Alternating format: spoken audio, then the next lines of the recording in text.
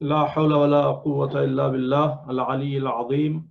أعوذ بالله من الشيطان الرجيم. بسم الله الرحمن الرحيم. الحمد لله رب العالمين وصلى الله على محمد وآله الطاهرين ولعنة الله على أعدائهم أجمعين. لاسٹ سیشن میں ہم لوگوں نے جو ڈسکشن کیا تھا عقائد سیکشن میں، وہ اللہ رب العزت کی رازقیت اور اس کے عدل سے متعلق تھا، اور رازقیت کے حوالے سے ہم نے قدر تفصیل کے ساتھ وضاحت کی کہ اللہ کے رازق ہونے کا مفہوم کیا ہے۔ جب ہم رازق کا لفظ استعمال کرتے ہیں اللہ کے لیے، یا رازقو کہتے ہیں یا رزاق کہتے ہیں یا تسبیح پڑھتے ہیں یا رازق کی یا رزاق کی یا ترزق من تشاء بغیر حساب کی، تو جنرلی ہماری انڈرسٹینڈنگ یہ ہوتی ہے کہ اللہ رب العزت ہمیں کھانے پینے کی چیزیں پرووائڈ کرنے والا ہے، یعنی رزق کی ہماری ڈیفینیشن بہت لیمیٹڈ ہے۔ لیکن اسلامک ٹرمنالوجی اور اسلامک آئیڈیالوجی میں اللہ رازق ہے، اللہ رزاق ہے، یہ صرف کھانے پینے کی چیزوں کے پرووائڈر کی حد تک محدود نہیں ہے، بلکہ اس ذات کی طرف اشارہ ہے کہ جو ہم پر ہر طرح کا فضل کرتا ہے، ہر طرح کا کرم کرتا ہے، ہر طرح کا انعام و اکرام ہمیں دیتا ہے۔ ہم نے عرض کیا تھا کہ مشہور دعا امام زمانہ کی جو شروع ہی ہوتی ہے اللہم ارزقنا، تو آپ جب دیکھیں گے تو اس میں جتنی چیزیں مانگی گئی ہیں، میجورٹی آف دوز تھنگس وہ ہیں کہ جنہیں ہم رزق نہیں مانتے، مگر امام زمانہ نے ان سب کو رزق کے عنوان سے اللہ کی بارگاہ میں مانگا ہے۔ اللہم ارزقنا توفیق الطاعہ، پروردگار ہمیں اطاعت کی توفیق عطا فرما اور اسے ہمارا رزق قرار دے، یا اسی طرح سے اپنی معصیت سے دوری ہمارا رزق قرار دے۔ اور ہم نے یہ بھی عرض کیا تھا کہ ماہ مبارکہ رمضان میں جو دعائیں ہم پڑھتے ہیں اس میں ایک دعا یہ ہے جس میں ہم خدا کی بارگاہ میں عرض کرتے ہیں اللہم ارزقنی قتلا فی سبیلی، پروردگار ہمیں اپنی راہ میں شہادت کی روزی عطا فرما، تو شہادت بھی روزی ہے۔ تو خلاصہ یہ کہ جتنے اللہ کے فیوز و برکات ہیں وہ سب دائرۂ رزق میں آتے ہیں، اور جب ہم یا رازق کہیں یا رزاق کہیں یا قرآن کی آیتیں پڑھیں جہاں پہ رازق، رزاق، یرزقو، ترزقو کے الفاظ استعمال ہوں، تو ہماری انڈرسٹینڈنگ بہتر ہے کہ براڈر۔ اور اللہ رب العزت کی عدالت یعنی جسٹس سسٹم، اس کے حوالے سے بھی ہم نے ڈسکشن کیا تھا۔ اب اس سے زیادہ ریکیپ کا ہمارے پاس وقت نہیں ہے، لیکن جب آپ بچوں کو پڑھائیں تو please take your time and do proper recap, تاکہ بچوں کو پچھلا لیسن پھر سے اچھی طرح سے یاد آ جائے، اور جو نیا لیسن آپ پڑھا رہے ہوں اس کا ایک کنیکشن بھی بن جائے۔ ان مینی کیسز چونکہ لیسنز ایک دوسرے سے کنیکٹڈ ہوتے ہیں، اور جو بک میں چیپٹرز ہیں، ایک چیپٹر ایک لیسن میں آپ نہیں پڑھا سکتے، اس لیے کہ یہ چیپٹرز لمبے ہیں، بچے 10 ہوتے ہیں، 12 ہوتے ہیں، اس میں آپ کا اچھا خاصا وقت گزرتا ہے بچوں کو مانیٹر کرنے میں اور ان کے سوالوں کو سننے میں، تو آپ پورا لیسن ایک سیشن میں نہیں پڑھا سکتے۔ جنرلی ایک لیسن کے لیے آپ کو، ایک چیپٹر کے لیے آپ کو 3 سے 4 سیشن چاہیے ہوں گے، تو اگر آپ ریکیپ نہیں کریں گے تو وہ کنیکشن ڈیولپ نہیں ہو پائے گا۔ So let's begin today's lesson, which is نبوہ۔ بسم اللہ الرحمن الرحیم۔ جب آپ نبوت کا لیسن بچوں کو پڑھائیں تو آپ ان سے ان دی بگننگ ہی آپ پوچھیں کہ نبوت ہمارے دین میں کہاں کے اوپر فٹ ہوتا ہے۔ ہمارے دین میں اصول دین ہیں، فروع دین ہیں، اخلاقیات ہیں، ہسٹری ہے، نبوت کہاں جائے گا؟ ہسٹری میں آئے گا نبوت کا ٹاپک، پریکٹیکل مسائل میں آئے گا، فروع دین میں آئے گا، اخلاقیات میں آئے گا، یا ہمارے بلیف سسٹم میں آئے گا؟ یا آپ ان سے بچوں سے پوچھیں، اور اس طرح سے آپ ایک مرتبہ پھر سے ان کو اصول دین اور اصول دین کی میننگ اور باقی جو ادر اصول الدین ہے، ہمارے پرنسپلس آف بلیف ہیں، ان کو پھر سے ریمائنڈ کریں بچوں کو۔ اب یہاں پہ ابھی گریڈ 3 کے بچے ہیں، اس لیے ہم نہیں سجیسٹ کریں گے کہ آپ ان کو نبوت کی میننگ وغیرہ بتائیں۔ So let's begin the chapter. انشاءاللہ جو گریڈ 4 5 کے بچے ہوں پھر ان کو آپ ہائر لیول پہ پڑھائیں گے، اور وہ کتاب میں اس کو مینٹین کیا گیا ہے۔ Who is a prophet? A prophet is someone، آپ اس کو یوں ہی بچوں سے پوچھیں، آپ اس کو پڑھنا نہ شروع کر دیں، آپ بچوں سے پوچھیں who is a prophet, what do you understand؟ اب پھر اس کے بعد میں اس میں ڈفرینٹ آنسرس ہوں گے بچوں کے، تو آپ ان کو کریکٹ کریں، مانیٹر کریں۔ پھر اس کے بعد میں جو سیکنڈ کوشچن ہے how was a prophet chosen، اس کو بھی آپ just throw the question and see what children reply۔ تو یہ ایک ڈسکشن کی شکل میں جب آپ آگے بڑھائیں گے کلاس کو تو it will be more interesting. یا اسی طرح سے what was the role of a prophet, تو گویا کہ پورا لیسن آپ بغیر بک کے پہلے کوشچن آنسر کے شیپ میں، فارم میں بچوں کے ساتھ ڈسکس کر لیں، اور پھر اس کے بعد میں جب ڈسکشن ہو جائے تو فائنل ٹچ کے لیے، یا یہ کہ جو کچھ آپ نے بچوں کو پڑھایا ہے وہ مکمل طور پر سنک کر جائے اور سب کچھ بچوں کو ایک جگہ مل جائے، پھر آپ کتاب پڑھانا شروع کیجئے۔ That will be very helpful. تو ظاہر ہے کہ اب ہمارے سامنے تو بچے ہیں نہیں، تو ہم ان سب کو اسکپ کر کے let's read and to improve this lessons quality, اور جو پڑھانے والے ہیں وہ اس کو کس طرح سے بہتر طور پر ڈیلیور کر سکیں۔ Let's discuss that. We already discussed some points. Who is a prophet? A prophet is someone chosen directly by Allah subhanahu wa ta'ala to lead us on the right path. Allah sent us 124,000 prophets, from Prophet Adam alayhi salam to Prophet Muhammad sallallahu alayhi wa alihi wa sallam. Prophet Muhammad sallallahu alayhi wa alihi wa sallam was the last prophet, and there are no other prophets after him. We do not know the names of all of our prophets. اب یہاں پہ بچوں کے ذہن میں question آ سکتا ہے کہ پروفیٹ محمد لاسٹ پروفیٹ کیوں ہے؟ Why don't we need other prophets؟ تو اگر بچے کوشچن کریں تو آپ اس کا جواب دیں، اور اگر کوشچن نہ کریں تو ابھی it's too early for them، تو آپ کو اس کو ڈسکس کرنے کی ضرورت نہیں ہے۔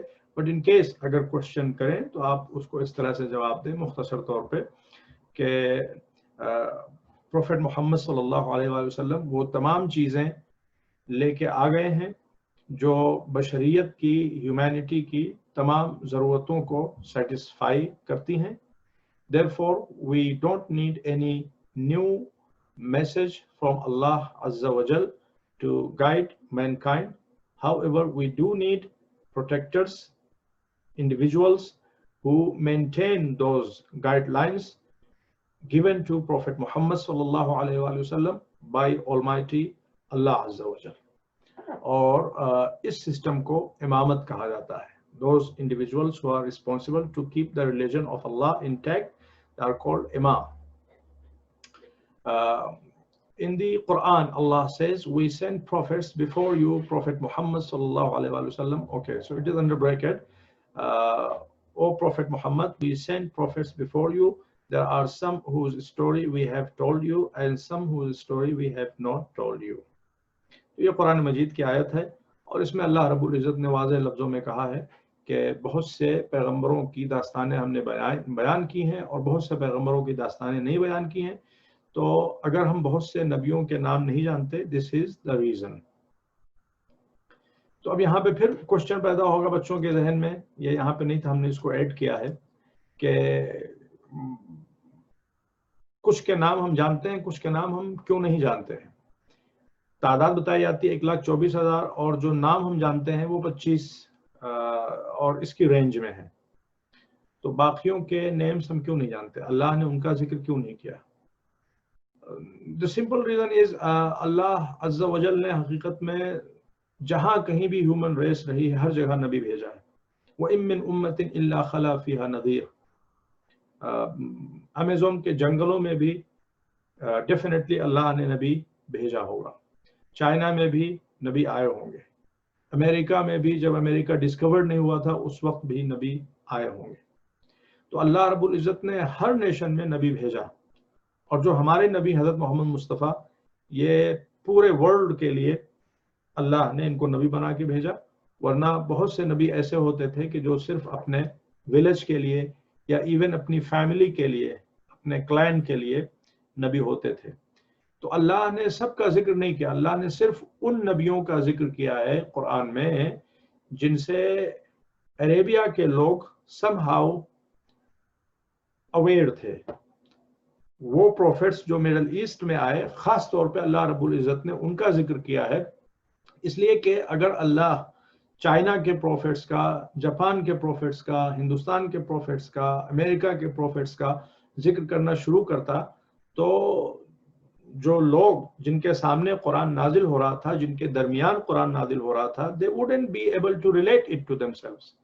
अल्लाह ने नबियों का जिक्र कुरान में इसलिए किया है ताकि उनकी दास्तानों से और उनकी जिंदगियों के अप्स एंड डाउन से और उनकी नेशंस की मिस्टेक्स से और एरियाज ऑफ इम्प्रूवमेंट से और एरियाज ऑफ स्ट्रेंथ से हम लोग सबक सीख सकें।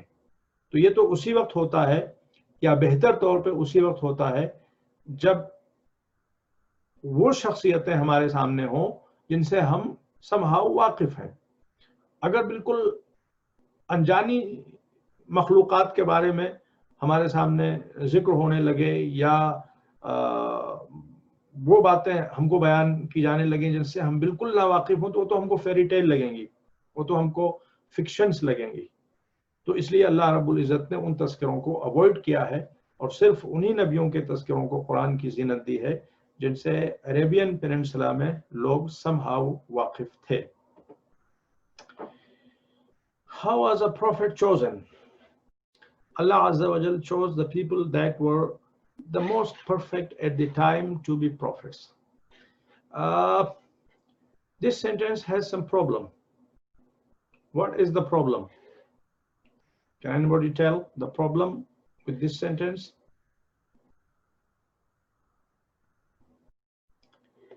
Allah chose the people that were the most perfect at the time to be prophets. ये जो लफ्ज है at the time to be prophets, that is problematic. इससे ऐसा लग रहा है कि जैसे अल्लाह के पास कोई पहले से प्लानिंग नहीं थी, बल्कि अल्लाह रब्बुल इज़्ज़त ने जिस ज़माने में प्रॉफिट भेजना चाहा उस ज़माने में ह्यूमैनिटी को ऑब्जर्व किया और उनको देखने के बाद जो उनमें मोस्ट परफेक्ट था उसको नबी के तौर पे चूज कर लिया। But this is not in line with our अकायद system. हमारे अकायद सिस्टम के एतबार से जो मोहम्मद वाले मोहम्मद के जरिए हम तक पहुंचा है, और कुरान में अल्लाह रब्बुल इज़्ज़त ने वाज़ेह तौर पर भी बयान किया है कि नबियों का इंतखाब अल्लाह ने बहुत पहले कर लिया था। हज़रत मोहम्मद मुस्तफ़ा सल्लल्लाहु अलैहि वसल्लम, हज़रत नूह, हज़रत इब्राहिम, इन सब का इंतखाब बहुत पहले हो चुका था, आलम ज़र में हो चुका था, आलम अलस्त में हो चुका था।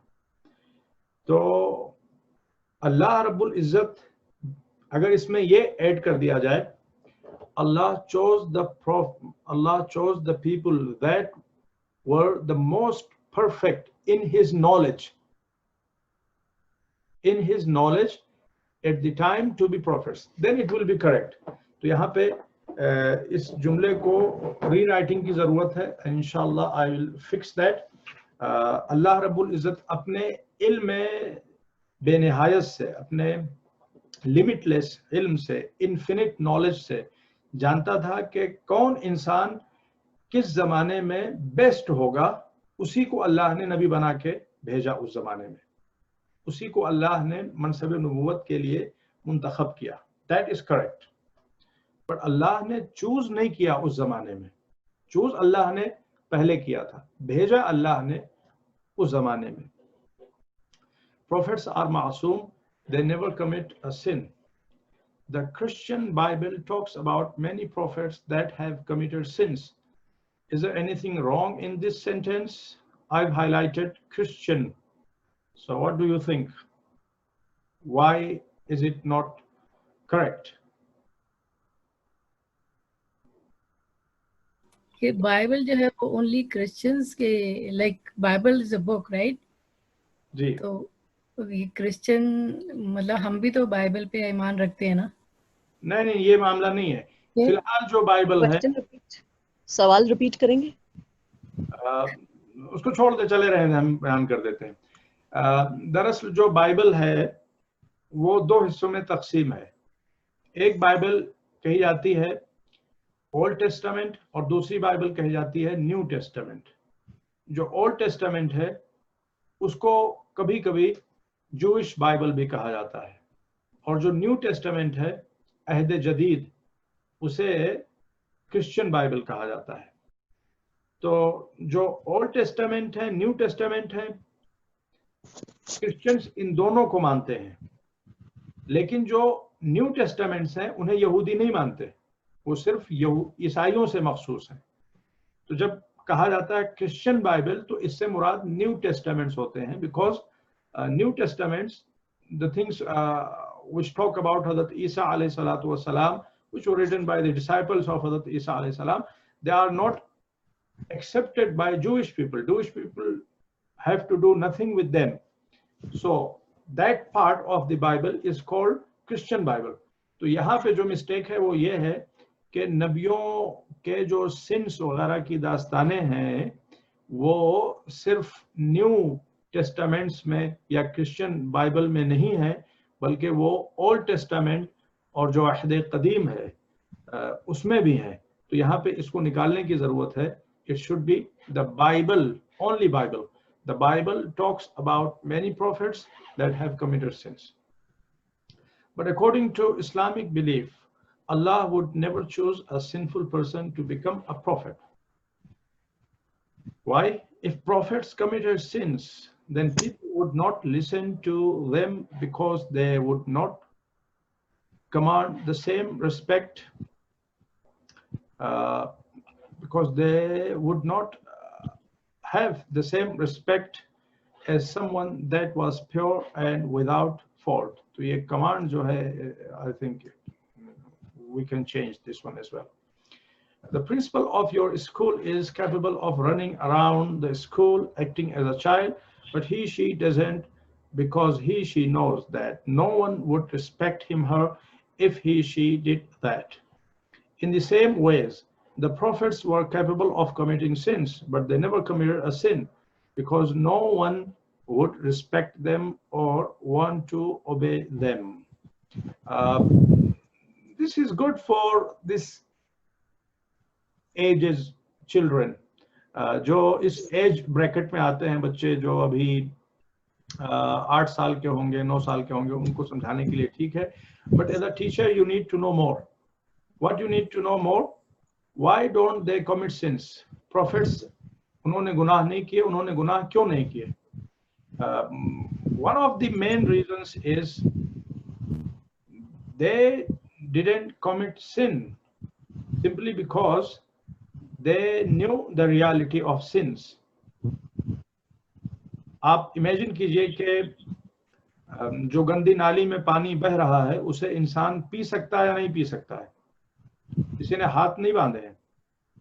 انسان پی سکتا ہے لیکن کوئی بھی گندی نالی میں بہتا ہوا پانی نہیں پیتا. کیوں؟ اس لیے کہ ہر انسان کو پتا ہے کہ یہ نقصان دہ ہے اور یہ ڈسکسٹنگ ہے اور اس کے ذریعے سے انسان طرح طرح کی بیماریوں میں مبتلا ہو جائے گا. مولانا صاحب ایک سوال ہے. ایک منٹ ہم کمپلیٹ کر لیں سینٹینس. جی. اسی طرح سے انبیاء علیہ السلام they never committed sins because they saw the reality of the true face of sins. گناہ جتنے بھی ہیں سب ڈسگسٹنگ ہیں ڈرٹی ہیں. تو انبیاء علیہ السلام prophets they did not commit sins because of their knowledge. As they were very knowledgeable, their knowledge was deep, they were able to they were able to see the true faces of the sins. That's why they never committed sins. اور دوسرا یہ کہ اللہ رب العزت کی طرف سے بھی ان کے تقوی اور ان کی پرہیزگاری کی وجہ سے ایک اسپیشل پروٹیکشن تھا اور وہ بھی حقیقت میں ان کے نالج اور ان کے تقوی کی بنیاد پر بیس تھا. جی کوشچن کیا آپ کا؟ جی کوشچن میرا یہ ہے کہ اتنی چھوٹی کلاس جیسے ابھی آپ کہہ رہے تھے کہ ان کو یہ بات سمجھانے کی نہیں ہے، لیکن اگر کوئی بچہ سوال کرتا ہے کہ بھی حضرت آدم علیہ السلام جو ہے ان سے یہ جیسے وہ بھول گئے تھے، ہم بھول کا لفظ استعمال کرتے ہیں، تو یہ ترک اولا کو بھی ہم کیسے ایکسپلین کریں گے؟ ترک اولا مینس جس کو آج ہم سمجھا سکتے ہیں بچوں کو ایزیلی، مکروہ. آپ بچوں کو اس طرح سمجھا سکتے ہیں ان کے ذہن سے قریب کرنے کے لیے. could you please explain what is makruh? Makruh means better not to do, but if you do, you are not gaining any sin. For example, during night time it is makruh to drink water while you are standing.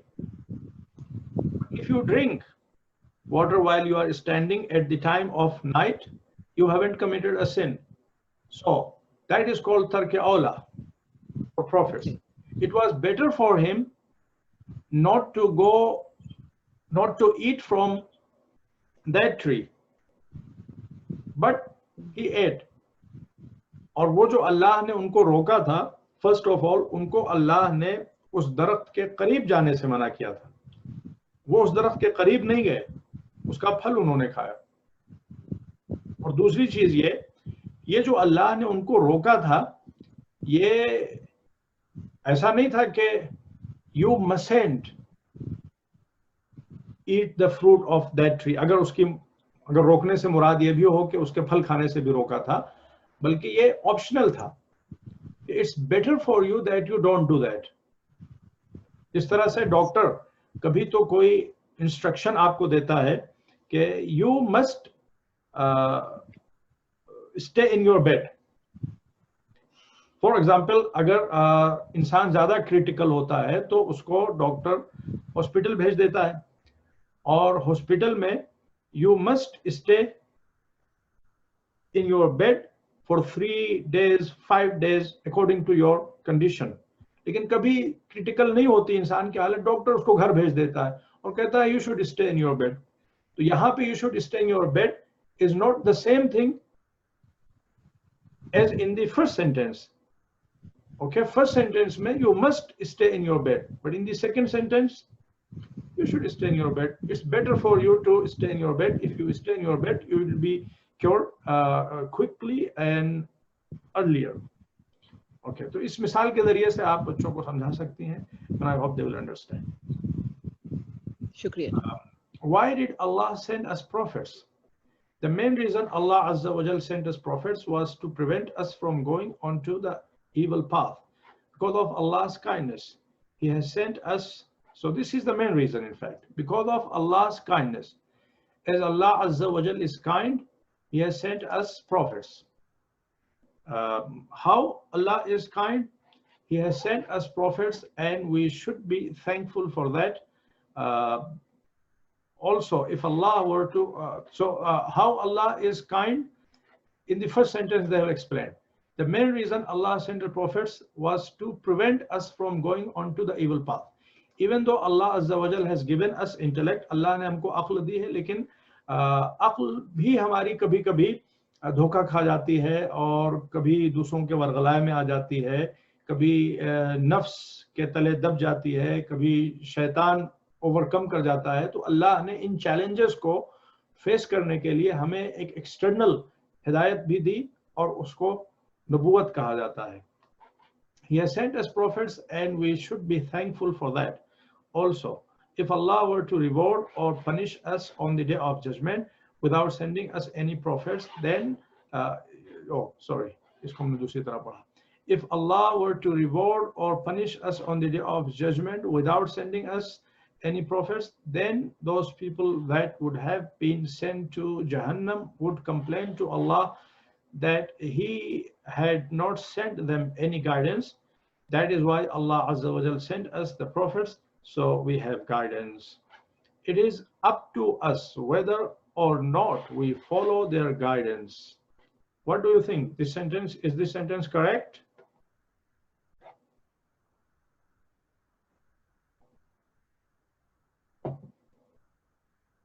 اچھا یہ اوپر بھی تھا، اس کو ہم نے مس کیا. once we receive that knowledge, it is our choice whether we want to accept it or not. Is this correct or not? It is not correct. Once we receive that knowledge, it is our choice. No, it's not our choice. In one way, yes, it is our choice, free will, but it's not optional. But this sentence is giving the impression that whether we follow the instructions brought to us by prophets or not, that is our choice, that is optional. No, it's not optional. It's mandatory upon us to follow the instructions of the prophets. Otherwise, it will defeat the purpose of sending the prophets. So this sentence also needs to be corrected. It is up to us. No, it is not up to us. It is mandatory upon us. It is mandatory upon us to follow their guidance.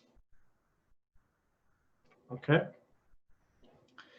अब यहाँ पे ये कुछ questions वगैरह हैं. Circle the correct answer. Prophets are ma'soom. Yes, of course.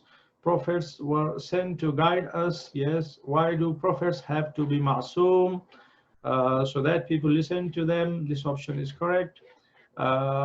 How were prophets chosen? Anybody who passed Allah's written exam? No. Those people who were the most perfect at that time were chosen as a prophet. No, this is not correct. Those people Allah Azza wa Jal knew they will be the best people, they were chosen. Number 5, Nubuwa is the first, second, fourth, fifth of the Usuluddin. None of them is correct. It is third. Nubuwa is the third of Usuluddin. So there should be another option added. Okay, let me just color it so I know. Yes. So we've completed Aqaid section, and now we'll go to Fiqh chapter.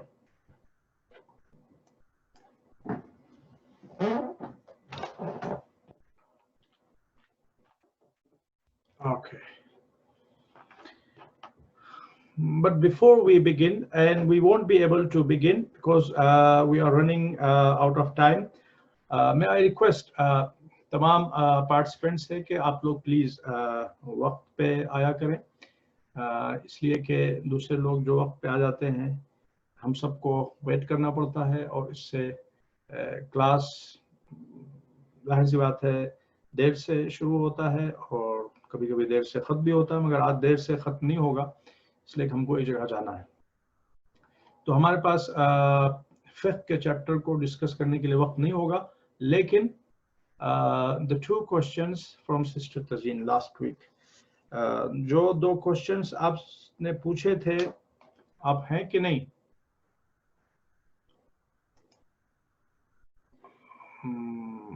है जी. जो 2 questions आपने पूछे थे उनमें एक तो था gold plated के बारे में कि ये गोल्ड प्लेटेड अगर कोई प्लेट है जिस पे लिखा हुआ है गोल्ड प्लेटेड, तो ये इसमें खाना पीना सही है या नहीं, बर्तन है. गोल्ड प्लेटेड का मतलब होता है, हमने उसके बारे में देखा कि उसके ऊपर सिर्फ सोने का पानी चढ़ा हुआ है, तो वो गोल्ड नहीं है. तो इस वजह से उस पे गोल्ड का हुक्म जारी नहीं होगा, यानी उसमें खाना पीना जायज़ है. और इसी तरीके से उसको वुज़ू के लिए भी अगर वो लोटा है फॉर एग्जांपल इस्तेमाल किया जा सकता है. आज के ज़माने में कौन इस्तेमाल करता है, लेकिन बहरहाल पहले ये चीज़ काफ़ी कॉमन थी. और दूसरा क्वेश्चन था आपका नमाज पढ़ने वाले के लिबास से मुतालिक कि अगर कोई ख़वातीन के लिए नमाज में पूरे बदन को कवर करना वाजिब है, सिर्फ 3 पार्ट्स हैं जो खुले रह सकते हैं, कलाई से लेके उंगली के सिरों तक हाथ, اور وضو میں جتنا چہرہ دھویا جاتا ہے اتنا چہرہ، اور اینکلز سے لے کر نیچے تک پیر، یہ 3 حصے حالت نماز میں کھلے رہ سکتے ہیں، حالانکہ عام حالتوں میں صرف 2 حصے کھلے رہ سکتے ہیں، چہرہ اور کلائی، چہرہ اور ہاتھ، کلائی سے لے کے انگلیوں کے سرے تک ہاتھ، باقی یہ جو اینکل سے لے کے آخر تک پیر ہیں یہ کھلے نہیں رہ سکتے عام حالات میں، بٹ نماز میں یہ تینوں پارٹس کھلے رہ سکتے ہیں۔ البتہ یہ تینوں پارٹس اس وقت کھلے رہ سکتے ہیں کہ جب کوئی نامحرم نہ ہو۔ اس کو ہم نے لاسٹ تھرسڈے کو ان ڈیٹیل عرض کیا تھا، اور وہ آن لائن موجود بھی ہے، تو جو لوگ اس کو فالو کرنا چاہیں وہ اس کو وہاں جا کے بھی فالو کر سکتے ہیں۔ اب جو کوشچن تھا آپ کا وہ یہ کہ اگر کوئی نہیں جانتا تھا، جب چھوٹے ہوتے ہیں بچے تو ان کو معلومات نہیں تھی، اور انہوں نے جو نماز پڑھی اس میں مکمل حجاب کا لحاظ نہیں رکھا جتنا حجاب ہونا چاہیے، تو اس کا کیا حکم ہوگا، کیا ان کو نمازوں کی قضا کرنا ہوگی؟ تو دیکھیں اس میں 2-3 آپشنز ہیں۔ تو یہ کہ کبھی غفلت کی وجہ سے کچھ حصہ کھلا رہ گیا، انسان اپنے آپ کو کور کیے ہوئے ہے اور وہ نماز پڑھ رہا ہے، مگر بہرحال انسان ہے، جائز الخطا ہے، غفلت کی بنیاد پہ کچھ حصہ کھلا رہ گیا، تو اس کو نماز کی قضا کرنے کی ضرورت نہیں ہے۔ یا بچی ہے نماز پڑھ رہی ہے، 11 سال 12 سال کی، بھول گئی ہے اور اس نے اپنے پورے بدن کو اس طرح سے کور نہیں کیا جس طرح سے کرنا چاہیے، اگین اس کی نمازوں کی قضا نہیں ہے۔ لیکن اگر انسان کو پتہ ہی نہیں تھا کہ اسے اپنے پورے بدن کو کور کرنا چاہیے اور اس نے کور نہیں کیا پورا بدن، تو اب اس کی 2 صورتیں ہوں گی۔